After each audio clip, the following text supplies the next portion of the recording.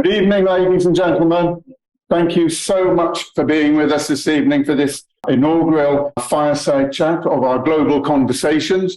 As obviously you're all here with great anticipation to hear the wisdom of Sudani. But you're not here to really hear me talk, but I just want to, for those that actually don't know much about the Paddy Ashdown Forum, what I'd like to do is just spend a couple of minutes telling you about the Paddy Ashdown Forum, our values, what we're about, and what we're doing. And then I'll hand over to Mimi. So when Robert Woodthorpe Brown, I'm sure is a name very familiar to all of you. And when Robert and I founded the Paddy Ashdown Forum, it was on the platform of two papers I'd written the year before: The 5 Essential Steps to Sustainable Viability and Sustainable DNA for Policymakers. It was written from a lifetime of joining things up and looking at the relationship between things rather than things themselves. And that's meant that I have butted heads with conventional wisdom that breaks things down and breaks things up for a long time. And people have often said that what does tackling complexity through systems thinking have to do with Paddy Ashdown? Well, anyone who knew Paddy will attest that he was a man for breaking free of orthodoxy, since he felt it wasn't all it was actually cracked up to be. And I have received many kind comments from people who knew Paddy very well, and that he would be extremely pleased with our work. So in that light, we continue in the face of a once-in-a-lifetime opportunity to reset the standards of normalcy, remake economies through tackling complexity of relationships between human, technical, and natural capitals. Yet tackling complexity within current structures of public and private policymakers, where for them, responsible policymaking means continuity, an unwillingness to stray from conventional wisdom, even in the face of resulting disasters, unintended consequences, and that endless treadmill of crisis after crisis. Still, the question is not asked. Is there a need for a fundamental overhaul of the policy and decision-making framework? Still not asked, so consequently, so is born the accidental delayer. Our invitation is to all those who are willing to challenge the assumption of the current policy and decision-making playbook, to challenge the unwillingness to engage in inclusive, systemic, by action rather than just word, approaches to create protection against climate and biosphere degradation and economic fragmentation that marginalizes and undervalues so many individuals and communities. As a result, elevate systemic solutions that are inclusive of justice, human rights, international sustainable development, and climate change. To move from acts of altruism to elevating those acts to being central aspects of national and international public, private, and third sector decision-making. This does not mean we do not respect the institutional knowledge of those with deep policy and organizational leadership experience. But concurrently, we must make no apology for wanting to break from the constraints of the past in pursuit of something better. For climate change and the degradation of the biosphere service levels threatens to widen inequalities between and within countries. It already does. Poorer people are typically more exposed to the effects of climate change and more vulnerable to harm as a result of them. Poorer countries and poorer people in wealthy countries are caught in the vicious cycle of an economic situation that leaves them stuck in areas exposed to extreme weather events and hinders their recovery. Conflict and violence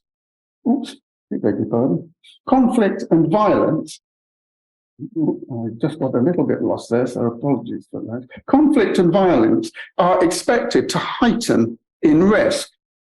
Research shows that tweets are more hateful in the heat. Right-wing politicians exploit these issues, inflaming immigration, economic inequality, and global insecurity. Climate does not directly cause migration, conflict, or violence, but it does make them more likely. Research shows, for example, poverty and inequality are more important drivers of conflict and migration than climate change, but they are themselves amplified by complex effects from climate change.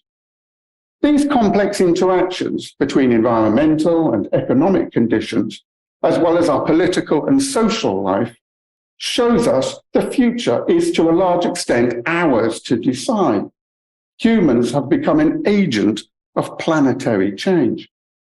We can determine the future of the environment. The environment will not determine ours. Yet understanding how climate change may indirectly influence politics, industry, economies, people is crucial to finding integrated policies appropriate to the complex challenges we face. But I am hopeful, for surely the world can learn that hatred and discrimination in all their forms is useless.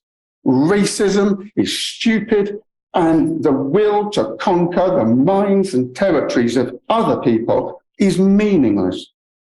We need to stop anger and divisions and find strength in solidarity. Our history has always resulted in the greater negative impact from the sum total of the choices made and the actions taken by each and every individual. It has always been up to us. So this is the time to tackle complexity through systems thinking, create a sphere economy, and let us not let it slip away. Thank you for your patience. That's what Paddy has done. So I'll hand over to Mimi and look forward to this talk. Thank you.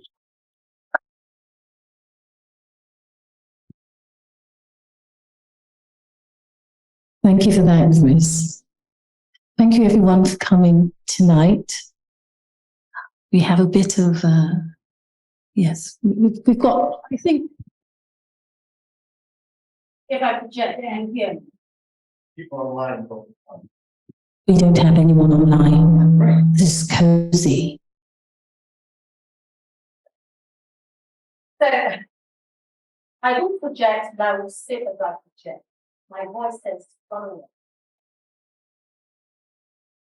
So then, welcome. We're happy to put in this context. Because I was asking today, I asked, do you live here in the UK, you know? So that we can keep warming up. No, we didn't. And so this is a great opportunity, I'd say, for everyone to start thinking of the questions you have.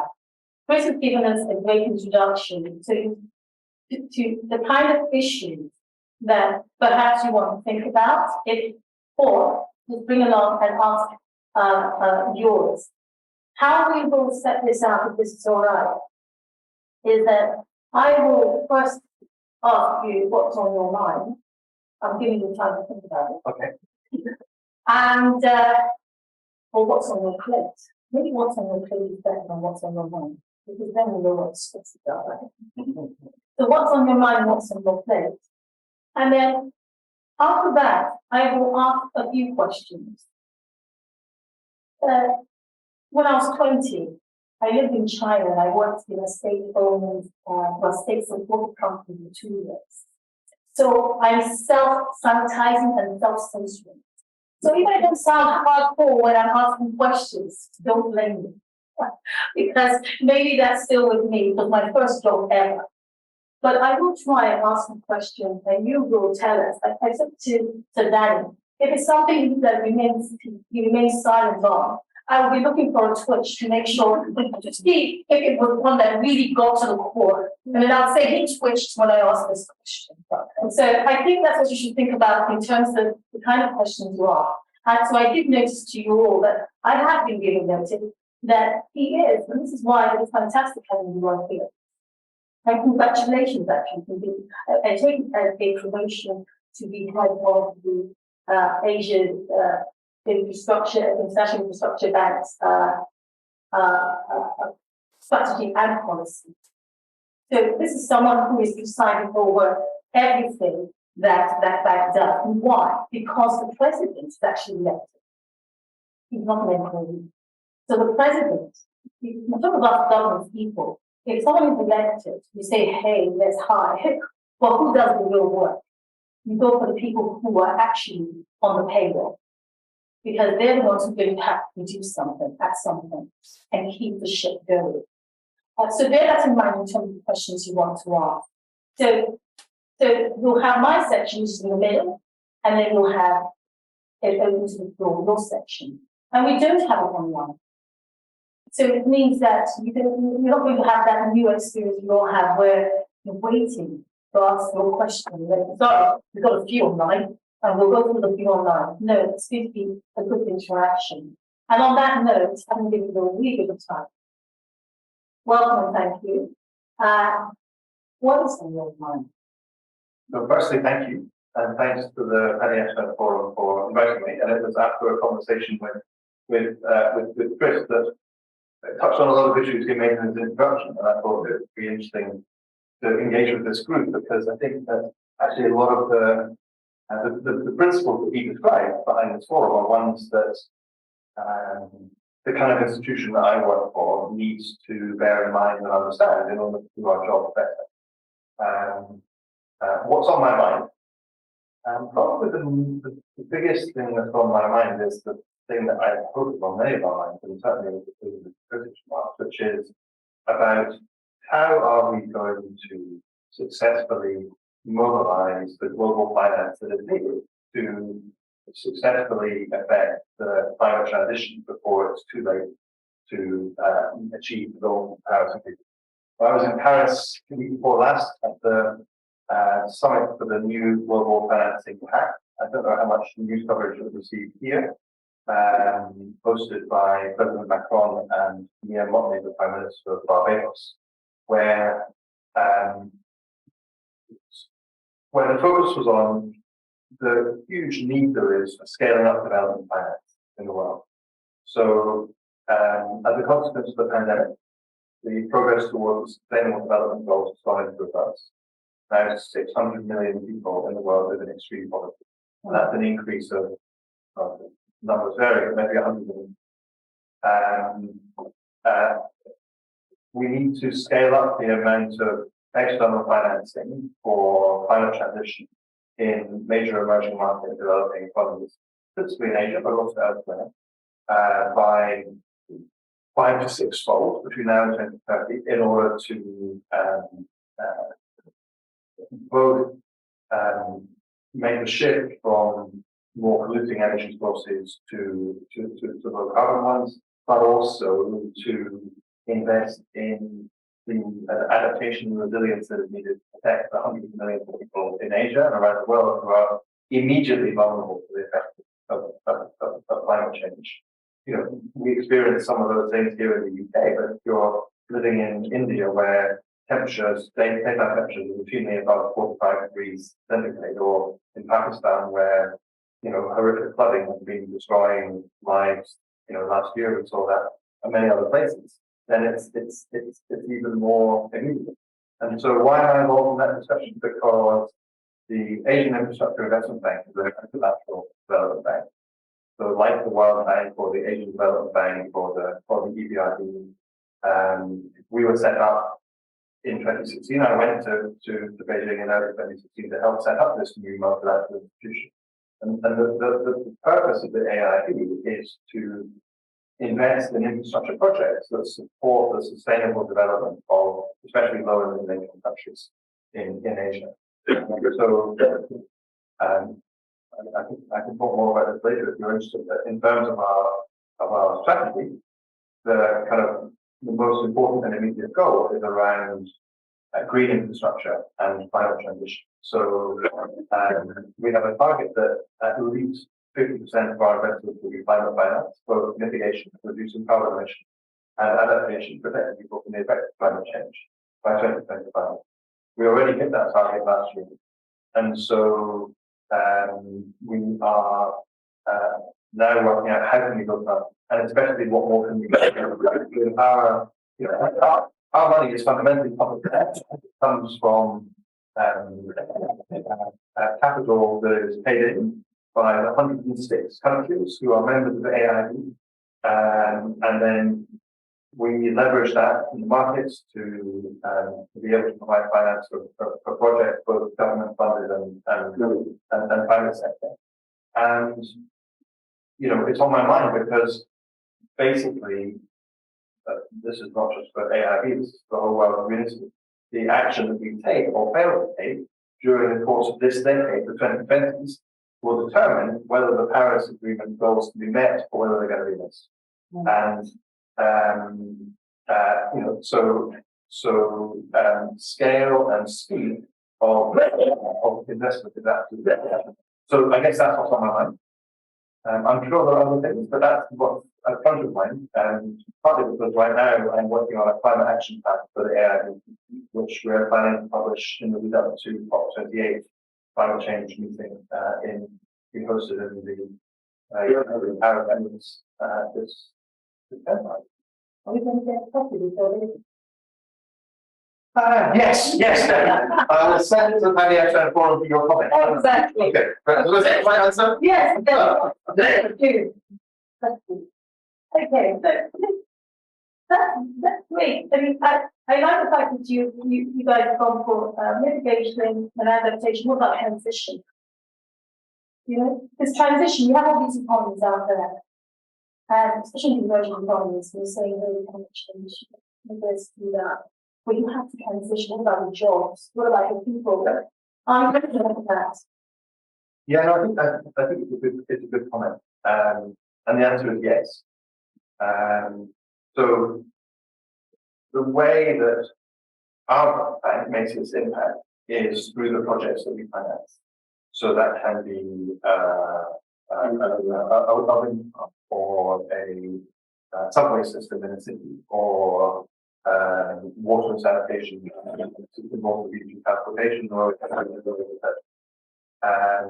and so for every project that we finance, one of the major things we look at is the environmental and social sustainability of that project, which means so for example, many large-scale infrastructure projects, one of the consequences is people need to be resettled.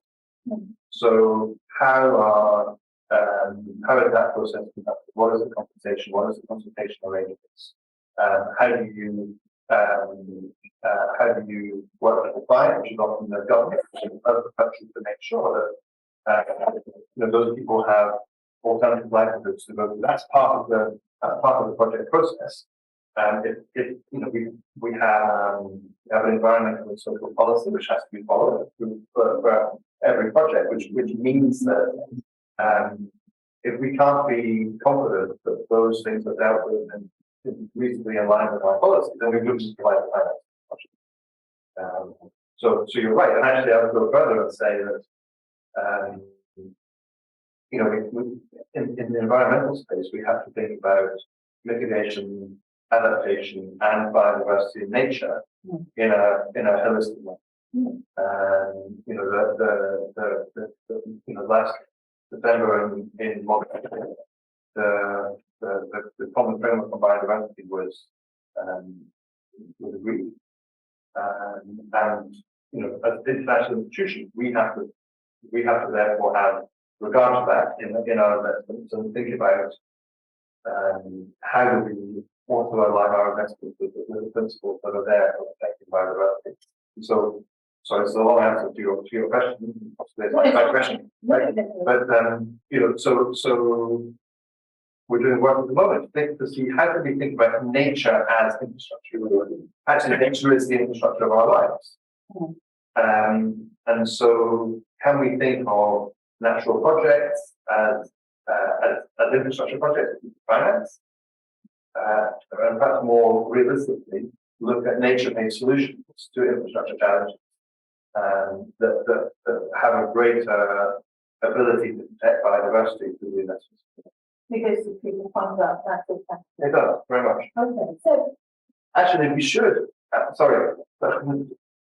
we should ask you about this. Sorry, I shouldn't be asking the question, but I know. We're Mutiny. separate, so we'll do this afterwards, but our chief economist is working on a report on nature of infrastructure to be published in the autumn, and perhaps something that you could add to your user manual. Yes. Right. There we are, so an agreement. Great, and actually. This is our second PM meeting. PM meeting in Chinese means that that's a date set. You don't change it in the agreement. You turn up. So thank you for that. So that's what's on your plate. And it's great because you answer the question I was asking, how come we're invited to Paris? Right. Yeah, because that's it, isn't it? Why would you be invited? And I noticed that you've also had in the press that you have some in France, is it with the agent, climate agent, and sorry, I've translated it into France de development. Okay. Which is yes, that is, you have an agreement there. So I know that that's a very cozy, sort of nice, positive relationship. But let's put aside your role as your current role as the vice president of policy and strategy. And let's go back to the one before, which is our governance and setting it up.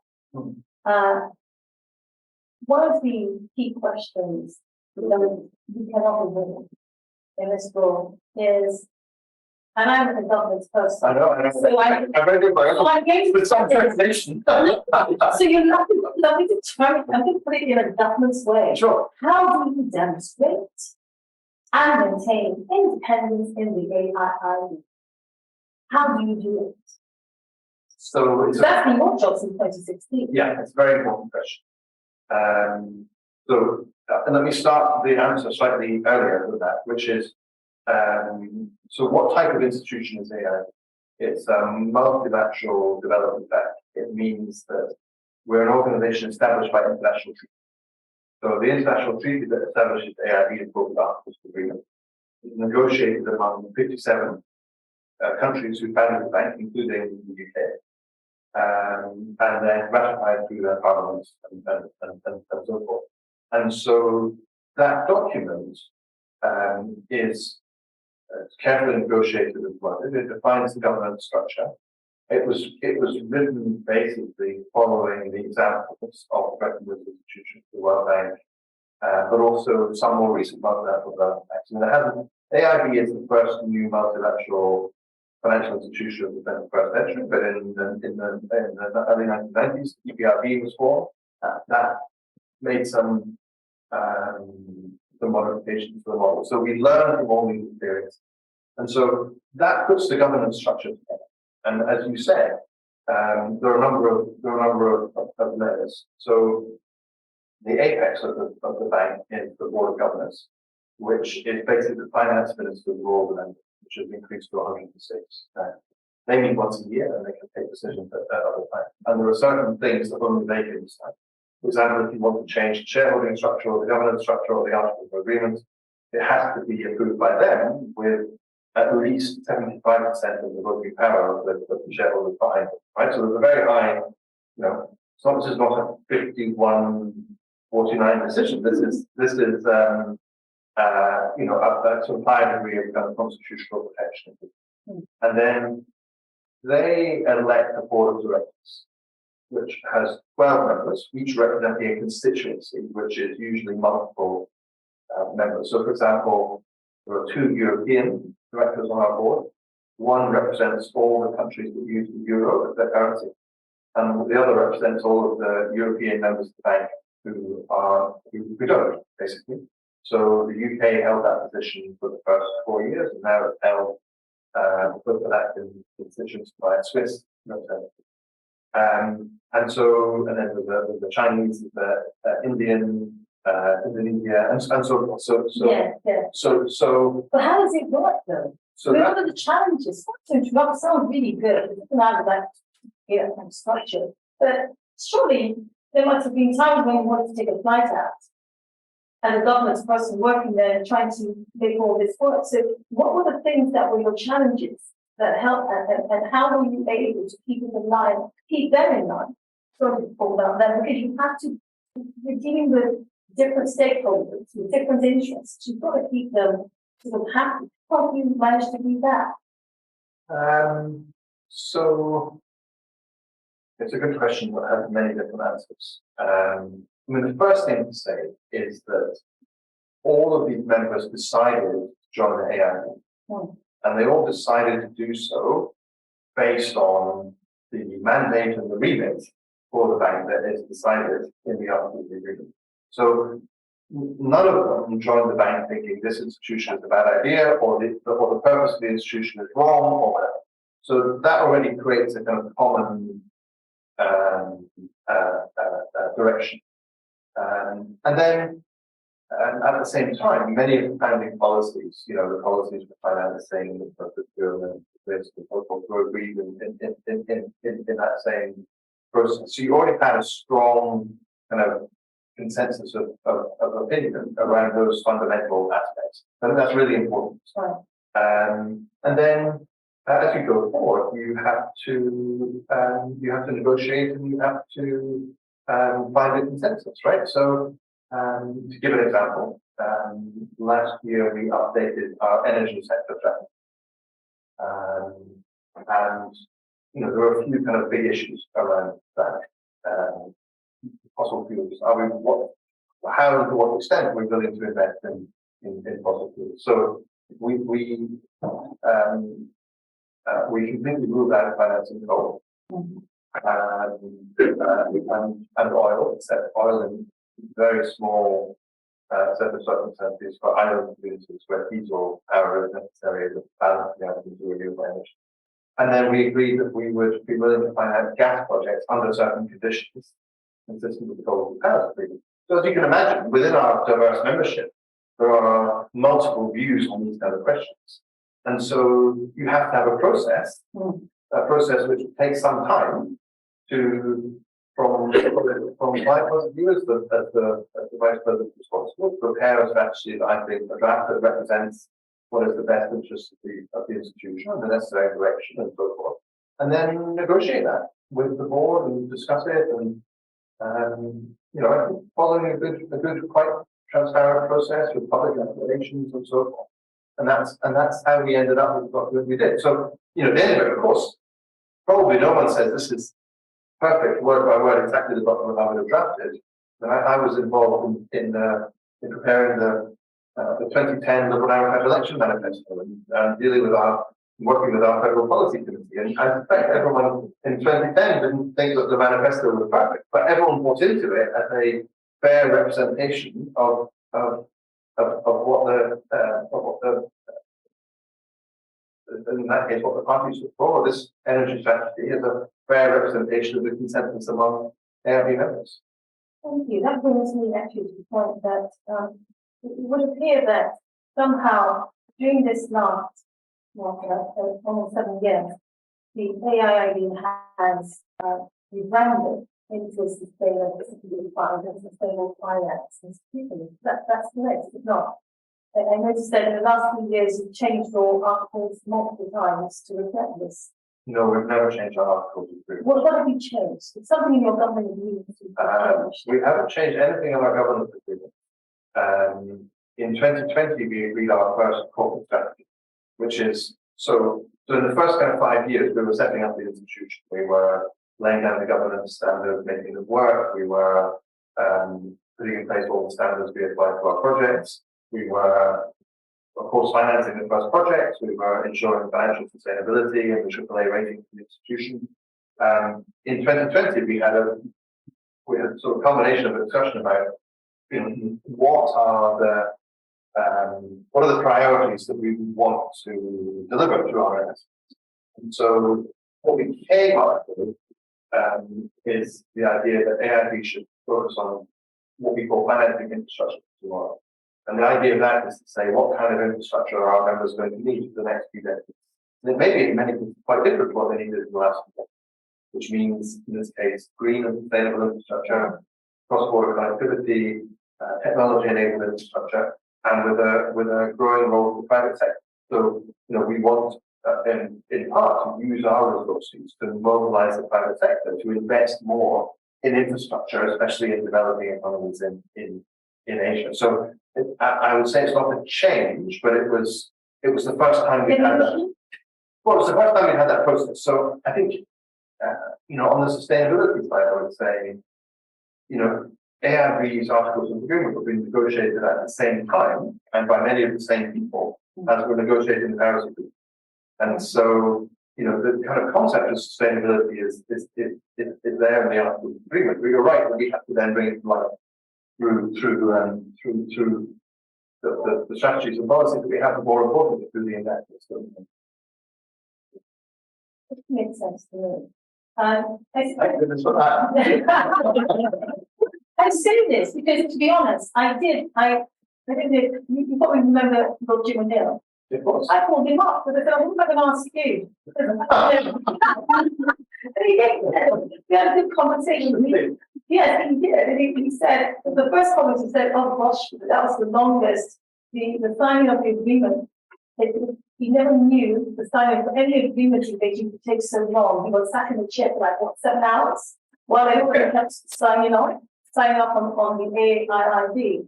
But you see, the reason why I asked this question about Northern is Jim and I were having this conversation and I was speaking to him because you see, I've always thought about the AIIB as this facilitator of one belt, one road. Now, coming out, you coming out and say, hey, sustainability, I'm like, what happened to, all or one belt, one road? What happened to that? Who's facilitating that? And was it always going to be that way? Or is this something that, you've looked at it and for whatever reason that might be, it's found that, let's park one belt, one road for the AIIB and instead let's move towards sustainability. So that's why I said, it sounds good to me. But then that moves me on to my next question. Since you now say 2022 is really effectively when when you started to put into action your plan, you come up with a 2020. Excuse me, 2020. It means that it's only been 2.5 years. So in some of those 2.5 years, you didn't ask me to ask. You did say I could ask you. So, what are the achievements that you would say that have been made? And I'm sorry to act like a proxy now, but this is payback. I mean, I will take it verbatim because if you bother him, and somebody will take their time, you have to say what you will give in return, and that's what I've been giving in return. I'm going to go back and paraphrase, if I can't remember verbatim, what it is that you guys have achieved in the last 2.5 years. So, firstly, can I just say something about what you said as a preliminary? Yes. So, Belt and Road is a policy of China. It's a policy that has some good principles attached to it and so forth. But it is not, the AIIB is not there to follow the policies of any one member. It follows from what I've just said about the governance. Our decision making reflects the kind of common interest and discussion among all the members. We're an independent institution, and therefore we form our own strategies and policies. We find our projects from put to us either by the member countries themselves or by private sector companies. We don't pick them from any list, and we apply our own policies and standards to determine which projects we want to finance and how they should be implemented. In terms of the achievements, look, I would have to be quite humble in answer to this question, because investment is a long game, right? So it takes time. I mean, I think that the first thing I would say is, and this goes back to the first 5 years rather than the corporate strategy period. The first 5 years, I think, setting up a new multilateral institution that is run according to high international standards, that is implementing the quality project, that is has a AAA credit rating and is accepted as part of the community of multilateral development banks, is already a good start. I think that as I look at what we've achieved in terms of our investment, which I think is really where what you're getting at,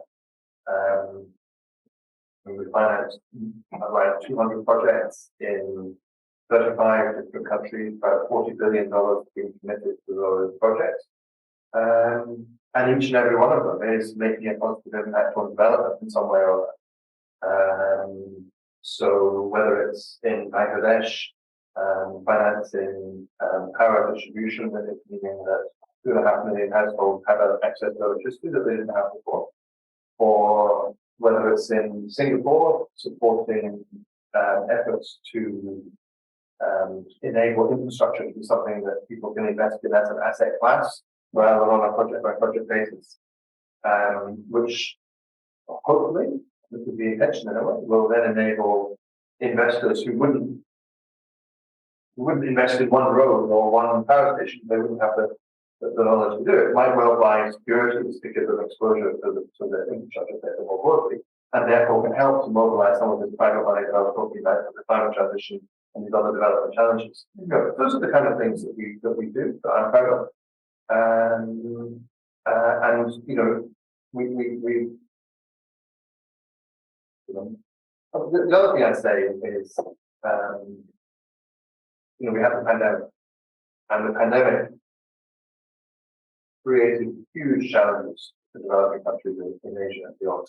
And so, in AIIB's case, we played our part in what multilateral institutions were doing to respond. We set up a $20 billion crisis recovery facility, which was providing budget support to governments, which was supporting healthcare improvements, facilities, including digital healthcare that didn't have access to that before, and also supported vaccine finance, which, I mean, maybe it's not an issue anymore, but if you remember back to 2021 especially, the developing countries could get all the vaccines when the Western world was by and large holding them for itself was a major challenge. So I think I'm also quite proud of how we played our part in supporting members with those issues.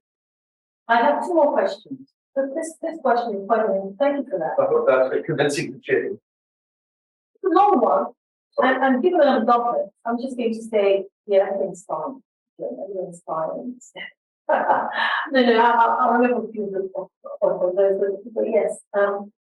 But going back, the way that you now have a relationship, AIIB is having a relationship with France, with the French agency, the climate agency. Are you going to be having relationships with other, that I would say a European type of relationship representative?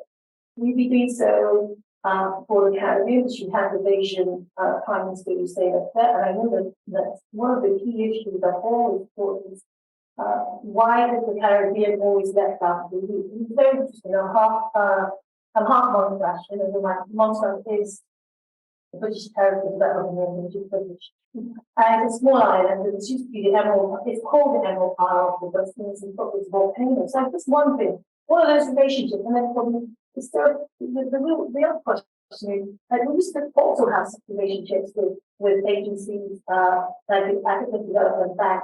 You know, so what is it that you guys are doing? It's just that Eurocentric, sort of like to keep that relationship, or you need to be global and really looking at parts of the world, especially like, you know, Africa and the Caribbean, where the least amount of pollution comes, and they're going to need the transition and adaptation, and mitigation finance. So definitely not Eurocentric, or very pro-Europeanized, right? So these partnerships are absolutely critical to the way that we do our work. And you know, our core values of be lean, clean, and green.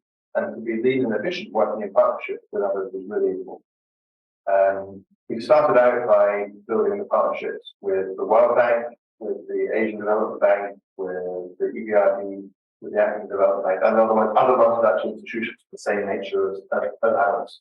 And so we co-finance a lot with, especially the World Bank and the AIIB. I think in the last few years we've been the largest co-financing partner of the World Bank.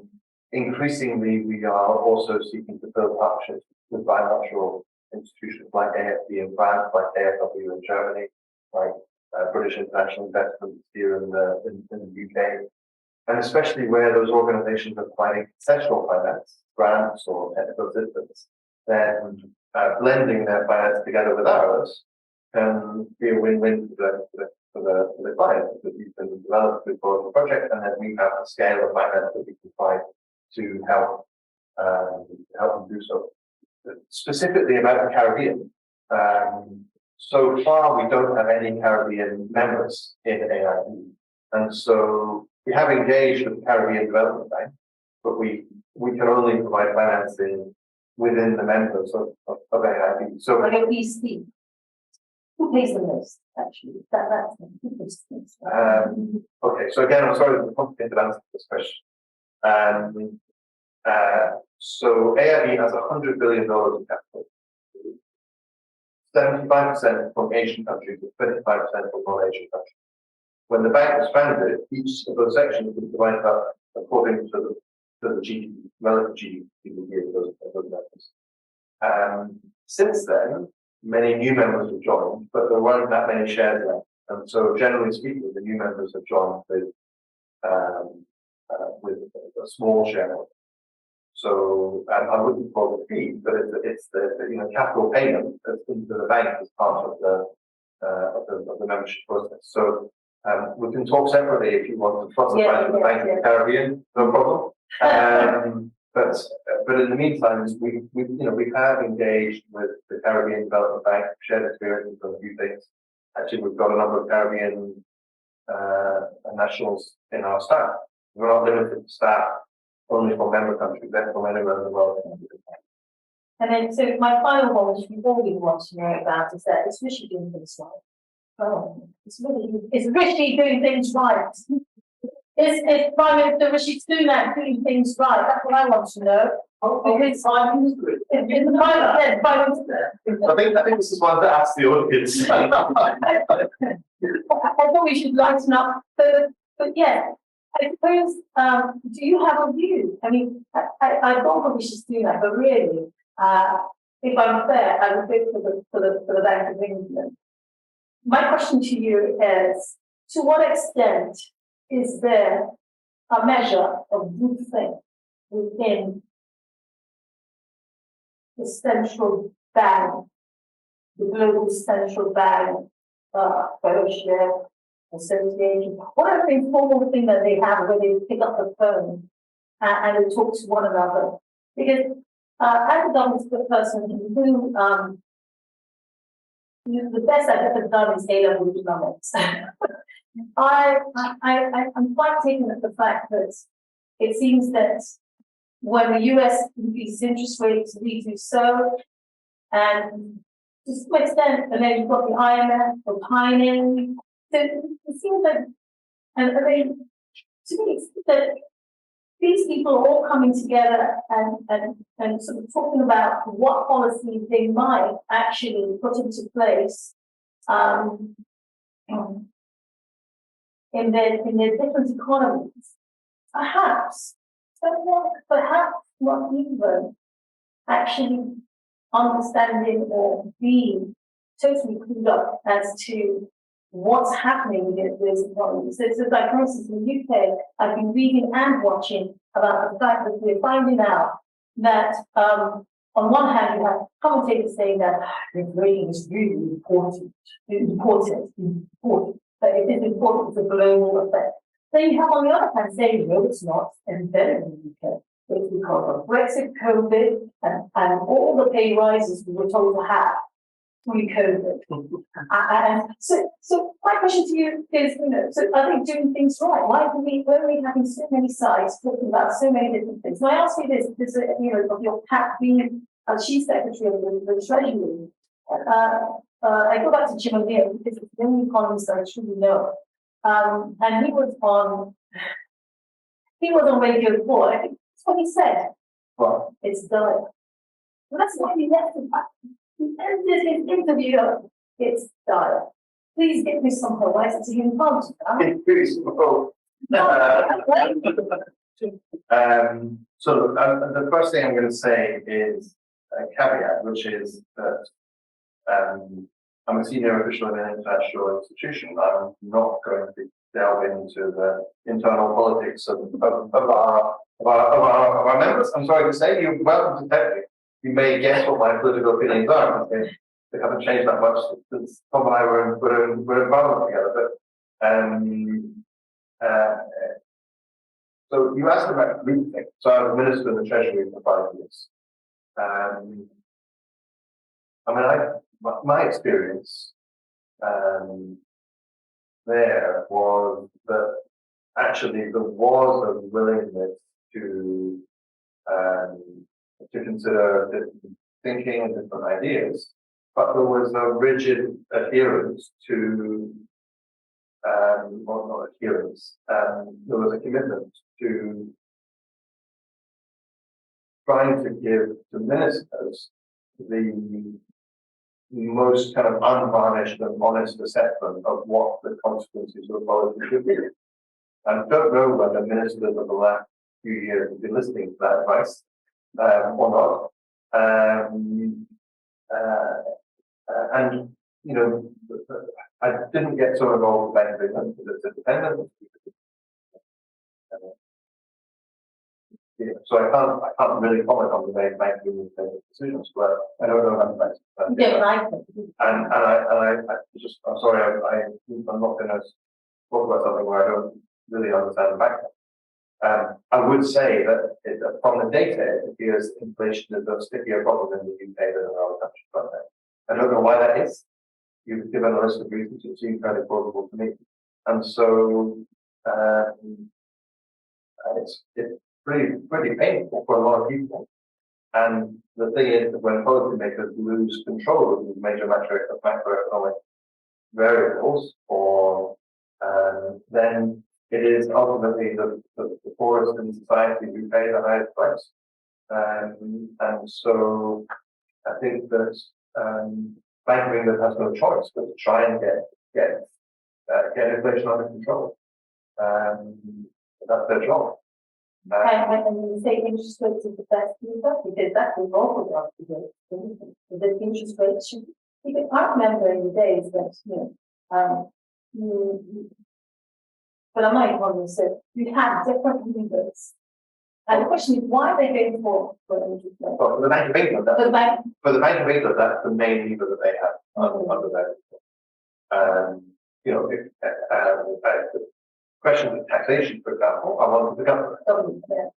So, as the Bank of England doesn't set taxation, the Bank of England responds to what are the policies that the government has put in place in terms of taxation and expenditure and so forth.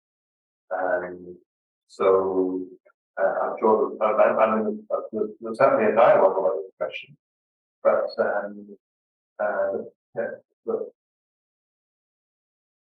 it's a debate about the central banks respond too slowly to inflationary pressure, but mean that they catch up now. I know that's been a big debate in the US. I guess that's a debate here too. But so they have to do it undoubtedly, because if inflation is running rampant for years, that is going to be a lot of suffering for a lot of people. Which is my point about it. Well, they're all just thinking around saying this is all right.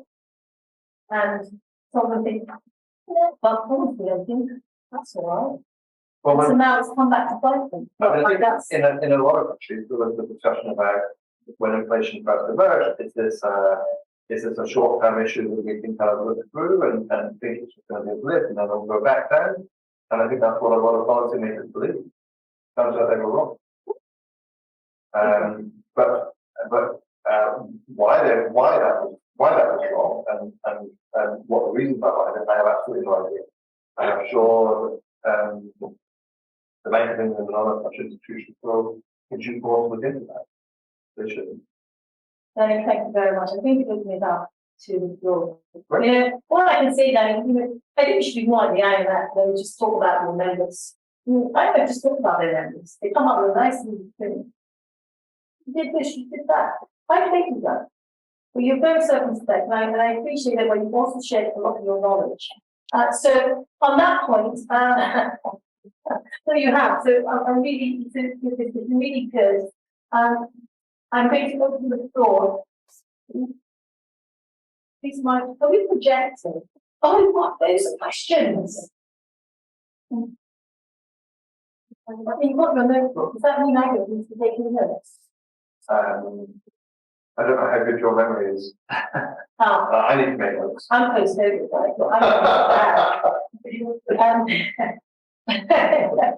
so let's make notes together.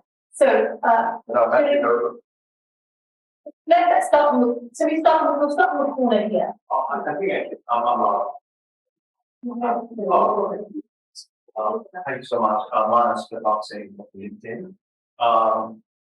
I think we briefly touched on a few topics, but one thing we didn't necessarily touch on was rather the geopolitical tension the last year and a half, and how has that impacted your medium and long-term policy in the AIIB, especially given the fact that one of a key member with a decent voting power invaded our country and eventually a lot of sanctions were put and going forward, there's obviously tensions between China and Taiwan as a debating part of the infrastructure in the region. How are you sort of navigating the new policy? Several questions. So, Several. yeah, sure. And I have to answer the That's a big question. Well, I'm so sorry I didn't go back. Right.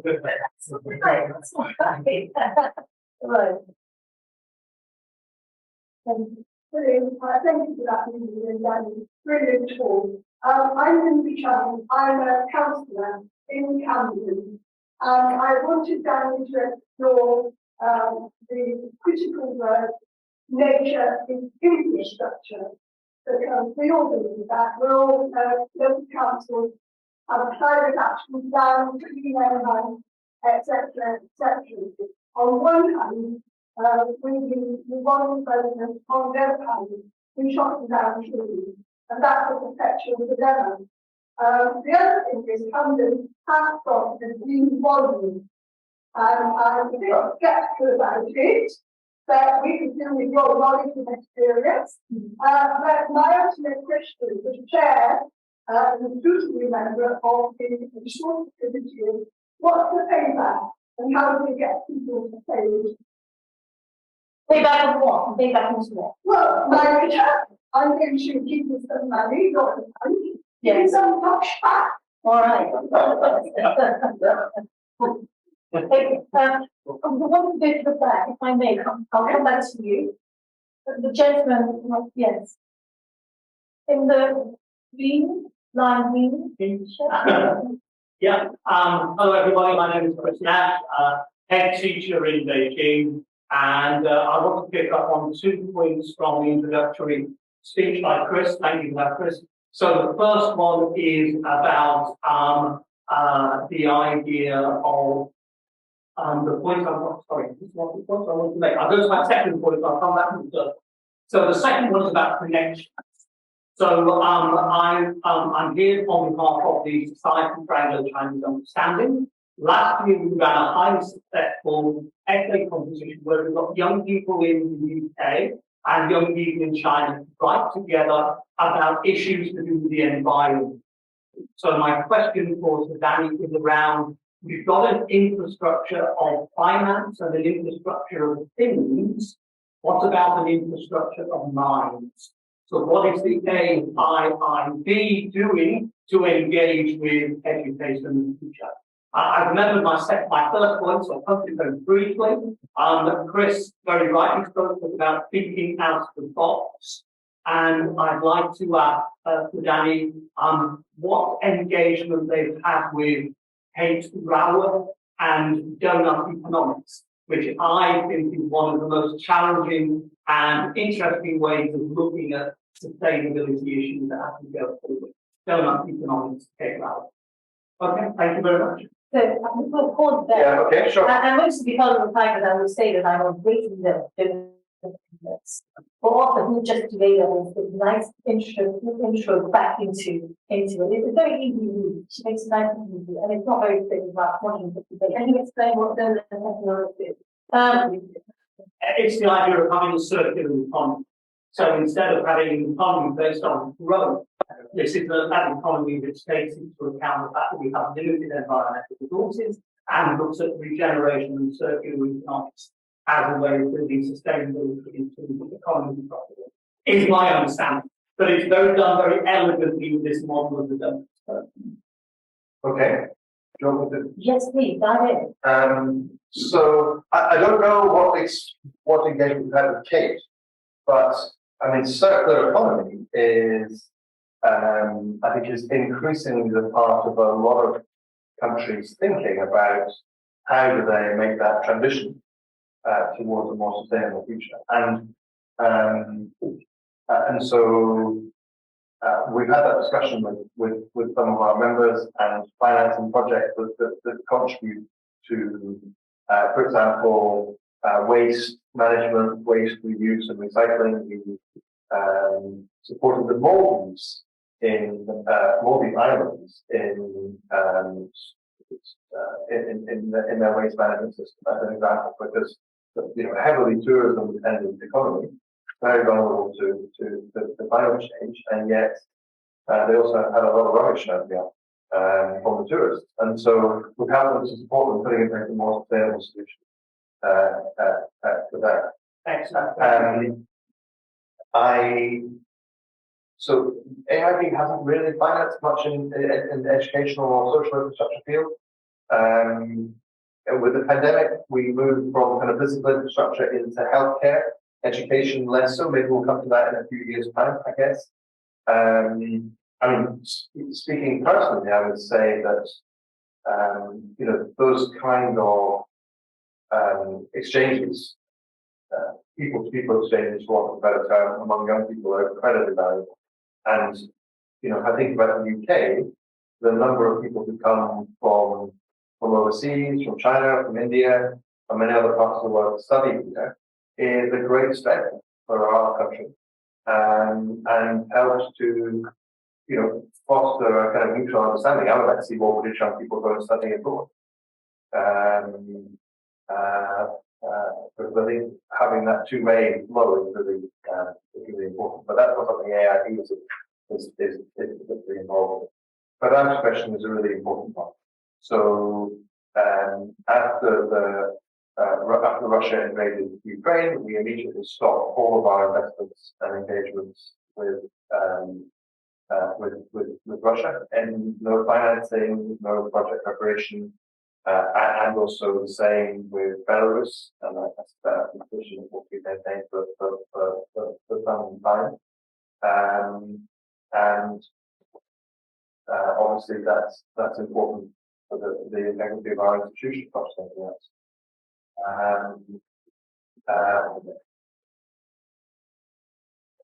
Going back to our governance conversation earlier, I'd say that the governance processes are really important to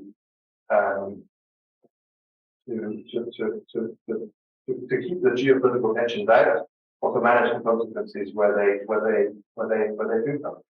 And I think we've navigated that reasonably well so far, though you're right, it creates a lot of additional challenges. And as for Camden, congratulations on your green bonds. I mean, some organizations who issue bonds have found that there are investors who are willing to buy green bonds who are not willing to buy other kinds of bonds. So one consequence may be that you pay slightly less for your borrowing than with your green bond compared to others. It may not be. I mean, I spent some considerable time looking at local government bond issuance when I was in the Treasury, so I'm not going into great detail about this, but local governments issuing their own bonds rather than doing so through the kind of government framework. That's pros and cons, right? Especially with the two bonds in the UK. The big issue with green bonds, which have been, I think, rightly challenged in some places, is greenwashing. Because for a green bond truly to be green, you have to make sure that the underlying activities that the money is being used to finance meet the standards of being a green bond. And I'm sure that the London Borough of Camden does that very well, but many issuers don't do it very well. And so that has undermined to some extent the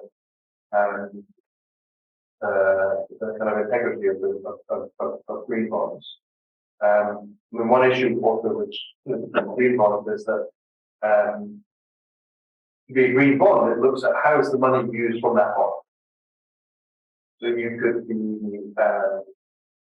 you could be a coal mining company and issue a green bond to pay for the solar panels on the roofs of your buildings. But actually, that doesn't look at what is the totality of the impact of everything that you're doing as an organization.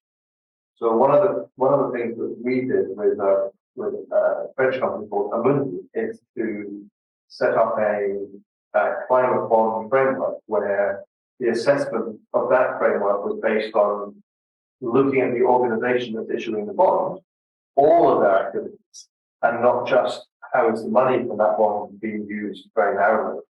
To try and encourage organizations to raise their standards across all of their activities, and not just to think of how do you segment the green bond and just use it for that purpose. So we created a green framework for that, and is that framework then given to different to participants and stakeholders of different projects that we finance? So what we did was we put in $500 million to a program with Amundi, which was designed to buy the bonds of companies that met the standards that we set in the framework. That framework is then public, so in principle it was designed to be used by other issuers and other investors, and so to try and push the market to develop standards that will look at all the activities of companies and not just on how the bonds are used. I ask this because that's one of the key things that Chris is working on, isn't it, Chris? It's all the key things you're working on in terms of looking at system thinking, looking at the whole life cycle and the effects on different aspects, right? Not just on the bond itself and what it's financing. But let me go for another round. Sure. Question. Because Chris, you pick up on that. And if you raise your hand, Chris, I might let you sort of ask. The lady in white. The lady in white. Have you both got your point? I give it the ball. All right. My name is Paul, and I'm a master student in the medical science department at UCL. And my presentation is about the relationship between U.S. economic practice and the liberalization.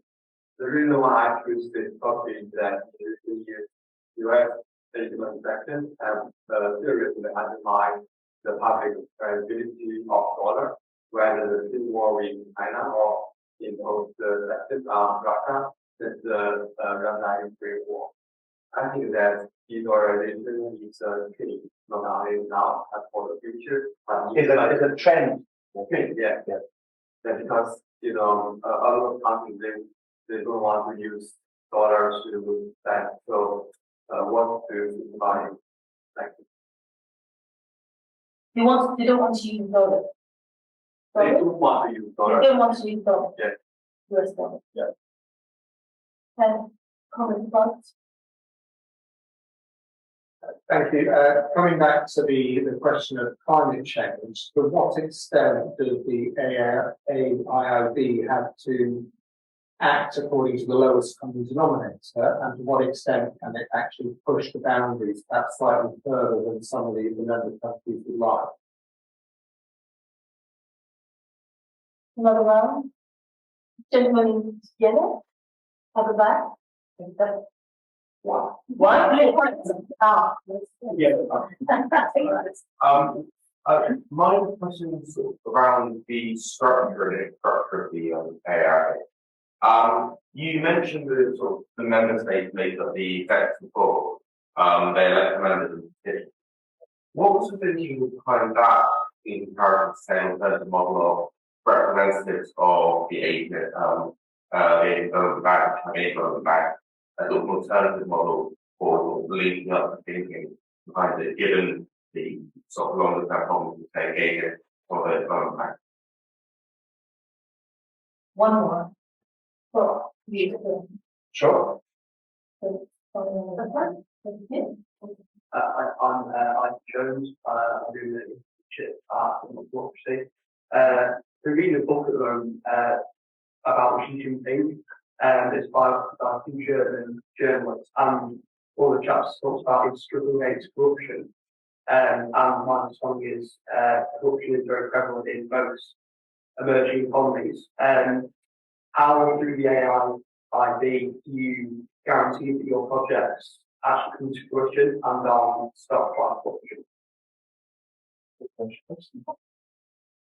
Okay. Well, questions, all of which could take an hour. So I will try to be concise. So there's a kind of link actually between Tom's question and your question. Basically, they relate to the same thing, which is how can you put up standards, or do you accept the lowest common denominator? And I think the answer to the question is that we very often for our members to get the standards that they have to follow for AIIB or indeed other multilateral development projects are higher than those that they would apply domestically. And very often one of the collateral benefits of multilateral development financing is to support those members to build capacity, to develop their own policy frameworks, and to think about how they can adopt those standards more broadly. And so the standards that we apply are agreed by our board. So they're basically common. It's the same standards for every project in every country. And those standards, I mentioned environmental and social safeguards already, but they also relate to corruption, to the risk of corruption, which you rightly described. So one area where corruption is a risk is in procurement. And so we have standards about how procurement should be conducted, basically open competitive bidding. And our staff oversee the procurement process. So they will supervise and monitor the way the project is being implemented. And obviously, if we think there are serious risks, then that monitoring and supervision will be very intense. And if we think that the risks are lower, then the supervision can be still there, but less intense in order to devote the resources to where it's really needed. And then we also insist that every project we finance has a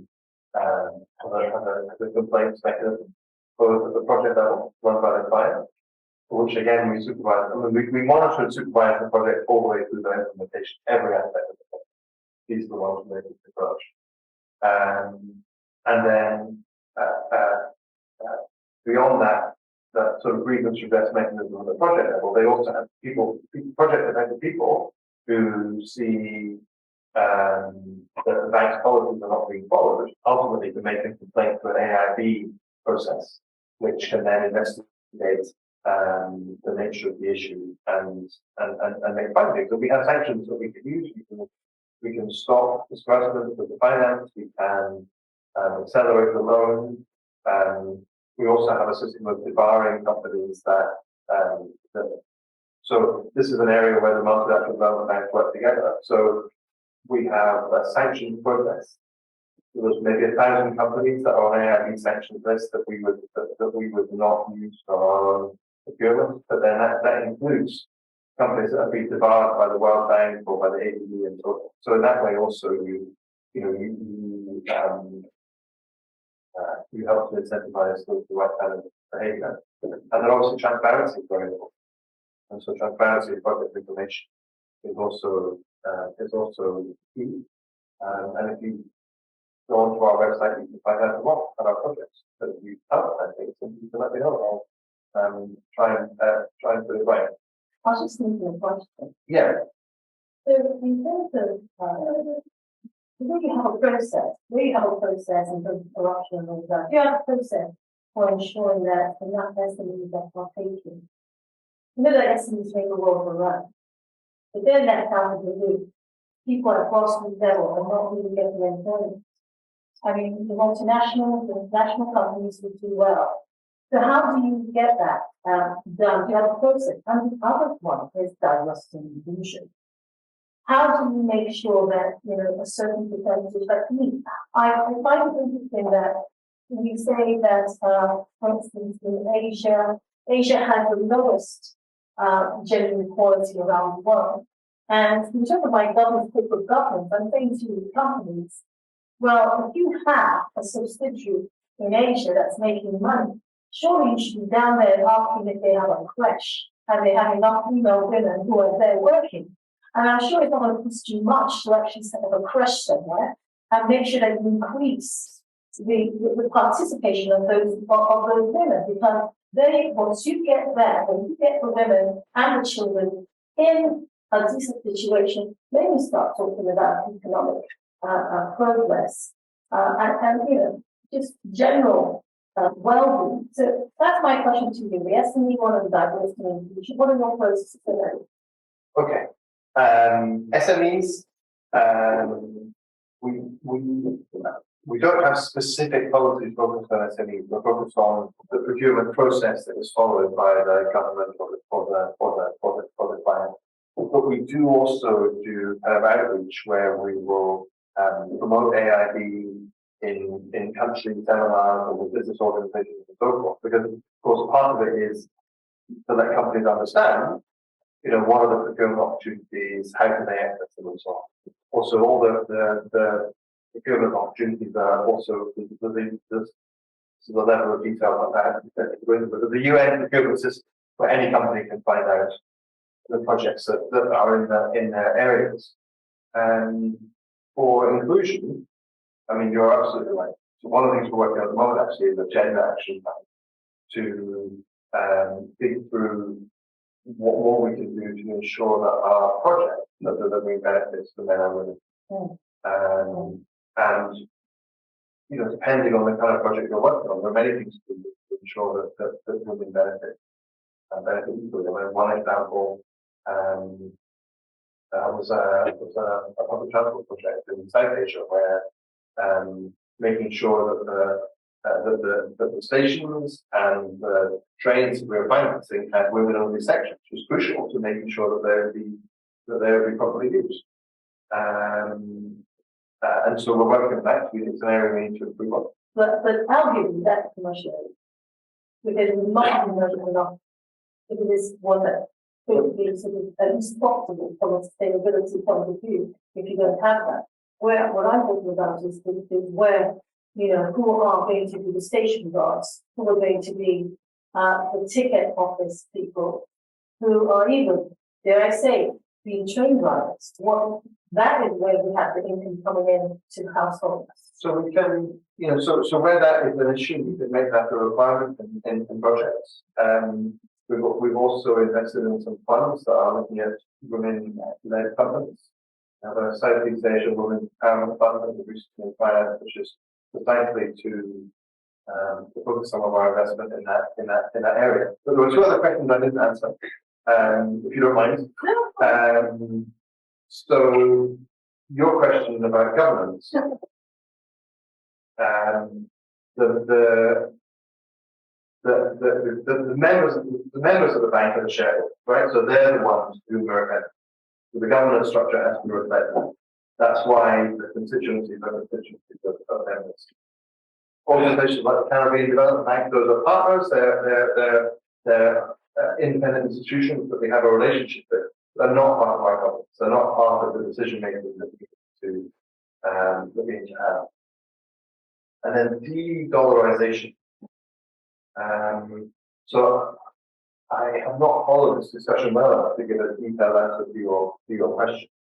And the latest data I saw suggested that despite all the discussions about de-dollarization, actually the dollar is still the predominant currency in global trade, and I suspect that there are many reasons why that will continue for some time. So de-dollarization is easy to talk about, but actually to make that shift is very complicated because of the liquidity in dollar markets, because of the availability of the dollar as a trading currency. So I'd love to hear more about your views, but we can chat afterwards. But I can't really give a more detailed answer than that. This is what's done. Led by Chris. Chris, what's your question? Oh, go on then. Go on, Chris. This is your arm here. Yeah. Just to set the context to the question, because I want to try and move away from linear concept to more systemic, three-dimensional concept. So we've had discussions, governance, education, for example. We've had donor economics mentioned tonight, which is actually the linear concept. Circular economy is also, even though it's promoted as mimicking nature, it doesn't. Because the circular economy is so no matter how many times you draw a circle on a piece of paper, it's still two-dimensional because it fails to understand the difference between decisions or between actions in nature, where of course one process can be food for another. So by being able to look at the world more as instead of applying two-dimensional thinking, which is what we as humans are being magnificently superb at doing, and we are where we are, and understanding and making three-dimensional decisions, and being able to understand feedback loops and how cause and effect doesn't go on a straight line. What would you say to those that might put the argument forward? It isn't transition we need, it's transformation. Because transition, again, is a two-dimensional construct, which is going to go along a straight line and just cause delay, but transformation could speed things up.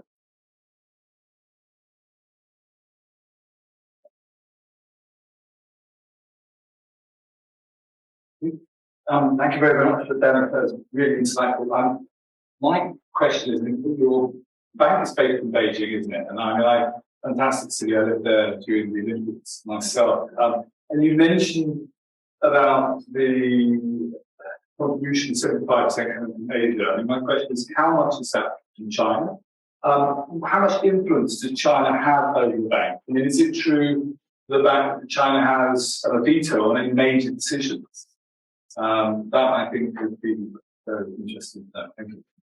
David, do you recognize against you? David? I was going to ask which event you competed in. Yes, either that. I guess she lived it. I was a student studying management. Oh, okay. At BCLU. No, I was actually, all foreigners were kicked out during the Olympics, so I had to be the economist. I went in as a student, and so they did make me management. I had a flat that just overlooked the stadium, but I left before the Olympics. Yeah, I'm Roland Johnson's. I'm the area of high capacity, and my question is as such that I work for 91, which is a large institutional fund manager. Specifically, I work on the emerging Africa infrastructure funds, which now also expanded in Asia since last month. And we manage that fund for the private infrastructure development group that we paying all of the resources. My question is about the natural capital versus natural resources. you mentioned most of the development institutional multilateral sovereignty more than natural capital, which I interpret as the forestry, restoration, and all those things. Now, from a financier point of view, of course, those are not things with value. They have great value, but they don't necessarily create accounting value that banks can take up collateral. The cash flow is going generally much better, because we can make yourself a carbon credits if they're certified every year. But, you know, and the cost of doing these things properly with all the environmental standards, you know, along with that, it's not necessary. And very difficult to do when these countries happen economically. And yet, all the BFI is one of the lot of it. A lot of them capital is also in Scotland and so on.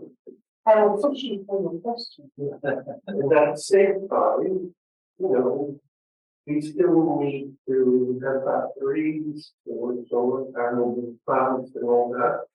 But obviously, he has KPIs and carbon credits and all that. So a lot of the FIs simply don't want to allow more cement plants anymore.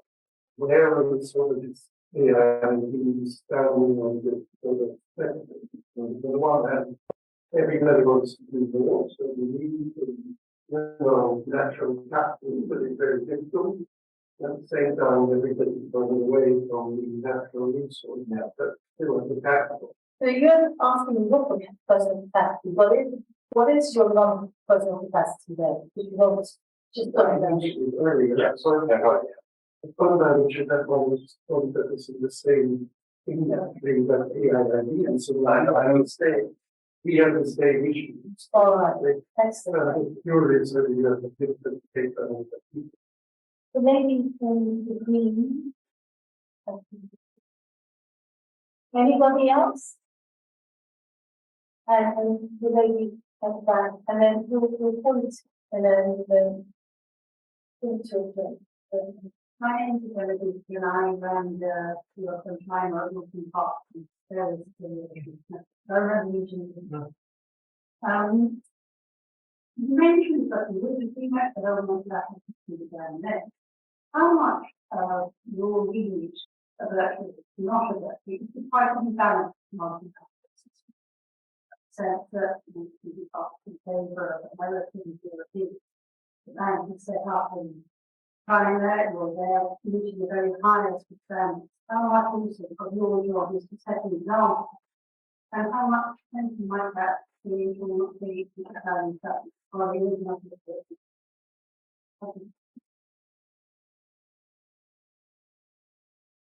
I really want you to write in terms of this just thing from development investment and it's being more sustainable and being climate change.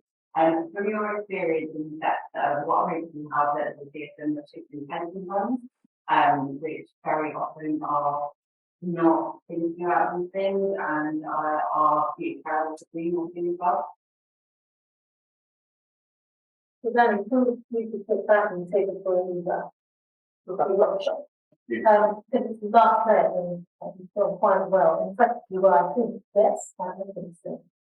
Okay, let me have a go at each of these. I'll come to transition versus transformation last. That's the one that I need to, yeah. So,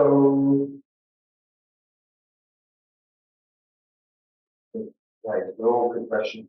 No, well, you can answer them instead, but so to your question, so if you visit the Olympic Park today, you'll find the AIIB's headquarters have been constructed to the north end of the Olympic Park, but very near to the stadium that was built for the 2008 Olympics. So the answer to your question is that China is the largest shareholder in AIIB. They have just over 25% of the working power in the bank. And that means that there are a small number of decisions that have this highest 75% voting threshold, where their votes are needed for those decisions to go through. most decisions are taken by a local concession. But of course, that also means that any other group of countries that have 25% could also stop those things going forward. What it actually in practice means is that you need to have, you need to have the overwhelming majority of the countries together before you can make that kind of decision. Your question, again, the honest answer is we're still thinking about what we accept. So annually we publish a flagship economic publication. This year is going to be about nature and biodiversity, including around natural capital. I think that this issue is particularly interesting in respect of climate change adaptation. And I think this hasn't been figured out yet, or how to do it hasn't been figured out. But in principle, climate change adaptation through investment in nature is like any other adaptation project. It's a kind of insurance proposition where, so we have a project that we're doing in one of our moments, which is about thinning up an estuary and rehabilitating mangroves, among other things, in order to provide protection against flooding. Now, if you think about that from one perspective, it is considerably cheaper than building concrete walls to protect against flooding and COVID boarding, or protect against storms and so forth. So how could you monetize that? I don't think we know the answer to that question, but in principle, it's an interesting. Likewise, these kind of propositions that are coming forward around debt for nature swaps are a kind of potential financial innovation. I'm not sure that I'm fully convinced yet, but I think that there's something in that. And then I think maybe more prosaically, but also is to think about where is nature the solution to an infrastructure challenge, which can then be financed just as you would finance pouring concrete to meet that challenge. So especially in the water sector, flood defences, water treatment, and so forth, to some extent, can be taken on by natural solutions rather than by investing in concrete. And so in that case, the same finance that would have been available can achieve its goal in a different way, probably a more cost-effective way, both in the short and the long term. So I think it's really about how can you develop a kind of menu of options to give to the client. So when they come to you and say, we have this problem that we want to solve, you can say, well, here are the nature-based solutions we can incorporate. It may not be the whole project, may only be part. As to natural capital versus natural resources, I'm not sure that we've really thought that through. We don't really invest in natural resources directly. So we don't invest in mining or resource extraction. So of course, some of the infrastructure finance can be used for that purpose, right? So especially transportation. So I'm sorry, that's rather an inadequate answer to a very good point. I just seem to enjoy giving the answer. Oh, thank you. Really got into it. You're sustainability. I am quite interested, but it's a hard question, and one that none of us really know the answer to yet. So I know we've had some connections with 91 around some of your funds. So hopefully there may be some scope for collaboration there, which could be a partnership that comes from this meeting. Pension funds. So this is really an interesting area. I think I don't know, but I'm not really commenting on the situation in the UK, but more broadly. So there are some pension funds that invest very heavily in infrastructure, particularly the Canadian pension funds, who have a scale that is large enough to be able to take on infrastructure within their overall portfolio and to build up a kind of knowledge and expertise. And I think those funds are doing actually very good work in terms of green investment.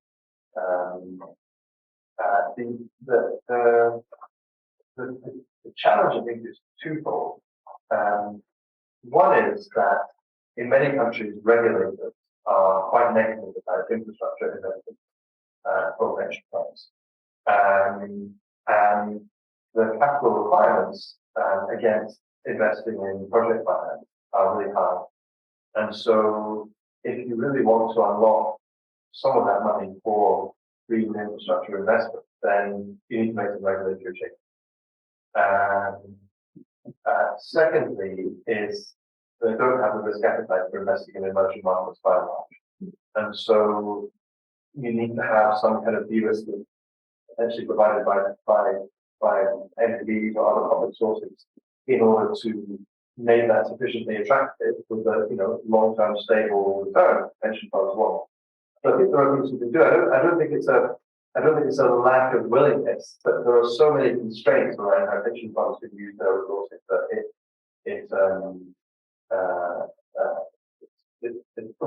I've engaged with some of those funds, and that's my kind of rehab.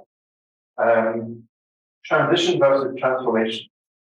I'm not even going to pretend to try and answer that question, except to say that it's a very good point. And it feels like I'm in a tutorial or a class, which is a good feeling. Consistent thinking, right? Yeah.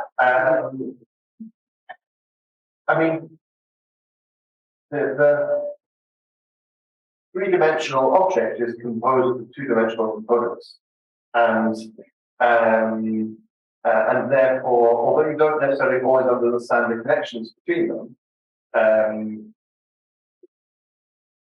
one thing will lead to another, and the important thing is to learn and to see what the consequences are, to adjust your thinking when you see what the consequences are, to do things with it if it's not achieving the consequences you want. And I think for for an organisation like ours, which is trying each week to make a difference through finance, that learning process is really important. Because no matter how three-dimensional our thinking is, we're not going to understand all the connections. I mean, maybe one day we can, maybe artificial intelligence will help us to understand every connection. But I'm not sure. So I think in theory, what you said is right, but I think in practice we have to just continue to join the dots. In China, they have an expression which is used to describe, among other things, their reform and opening up process of the last 40 years. They talk about policy making as crossing the river by feeling the surface. Which means, imagine you're barefoot trying to cross the river and you put your foot forward and you feel where the stone is, and then maybe there's a hole here and you don't step there and you go the other way instead. Which is about innovating, testing, learning, implementing, testing again, and going forward step by step. So I think in some areas, including the ones that we're talking about, that's a not a bad approach. I remember in the British government, we'd like to publish, sweeping policy papers that claim to have all the answers to all the questions at the beginning of the process. And the truth is, you can't answer all the questions at the beginning of the process. You can start, and then what you should do is to take your direction, understand what you're trying to achieve, and then to learn as you go along. And I think probably that's the nearest I can come to how to take what you said and apply it to our context. That's so shocking, yeah.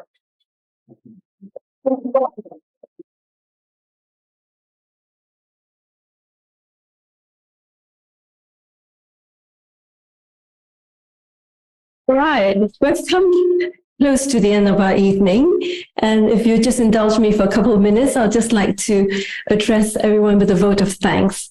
I'm sure you all agree this has been a very interesting and enlightening session, our fireside chat with Sir Danny Alexander. He would be one of the first to say I've been pursuing him for years, actually. I've been writing him every now and then saying, when are you coming back to UK? Because we really want to hear from you, especially since you're based in Beijing. So even before Paddy Ashdown Forum was formed, we were thinking of inviting him for either LIBG, Liberal International British Group, Lib Dems, or Chinese Lib Dems. And some of you here, that I've been involved with Danny and others within the party, but I need to stress Paddy Ashdown Forum is non-partisan, and we want to be broad and wide in the terms of being open, transparent, and consultative, collaborative, the way that Paddy was himself. You know, he was born in India. A lot of you probably know he was possibly a spy in China, not to be verified, but we know that he championed the rights of the Hong Kongers, and he worked in Bosnia. And, you know, he's such a three-dimensional person. And carrying on his legacy for me is my pride, my joy, my privilege. And also Chris and the late Robert Woodthorpe Brown had the idea to start this Paddy Ashdown think tank. Within the small, intimate, and close-knit group that we are now, I'm happy to share that we are trying to work for charitable status. So the Charities Commission didn't like the name Paddy Ashdown Forum, so we're maybe changing it to the Ashdown Center. So some of us are working towards that. If any of you feel you're drawn to this project, and whether it's to do with East-West relations, to do with systems thinking, or generally just to work on a cross-party basis to avert World War III, you know, it's pretty good reason to join us. So I think there's so many brains just in this room. I can't name check everyone, but you probably know Tom Brake, and you may know David Chalmers, lots of people from media, counselors, and people from like Chris Nash from SACU, which is one of the oldest societies, Society for Anglo-Chinese Understanding. What a brilliant name. And then actually my neighbor, Roland, who is such an expert on infrastructural investments. So I was quite lucky he was my neighbor. And a lot of old friends, you're here today, this evening, but I hope this is not the first of our global conversations. We like it to be a series, and I hope Judith, who's sitting there, will help us with future podcasts. Unfortunately, we couldn't get the sound quite right this evening, so I'm not sure whether the podcast is going to work, but we hope to have some recording that we can transcribe it and share it more widely, because I'm sure you would agree that the things we've learned this evening need to go beyond this room. So if I can just make one final request. My husband's here. So when we had our son's wedding, we had the snowball. Our sons had the snowball idea. So the couple had a dance. So the two of them, after they did the dance, they picked one partner each. So 2 to 4. The 4 picked the partner each, went to 8. So that's like an exponential increase. And I'd like this to happen with us. If you could tell someone else about Paddy Ashdown Forum, and they then bring in other people, we could snowball this project, which is a think tank, center ground, non-partisan, transformative in our thinking, absolutely optimistic, since a lot of us are Lib Dems, we have to be a bit optimistic, but working across cultures, across countries, and surely with all our goodwill and brains, we can find some practical solutions. So we are not just a think tank, but a think and do tank. And I know there's some of your consultants here like Sabila, and we would really like to have a subsidiary, one that is a charitable organization, and one that is non-charitable, like a consultancy that can implement some of our ideas. So please speak, network. Is the spider's web 3-dimensional? I think so, right? Network and share ideas, and let's make this just the first of our global conversations. Thank you very much for coming.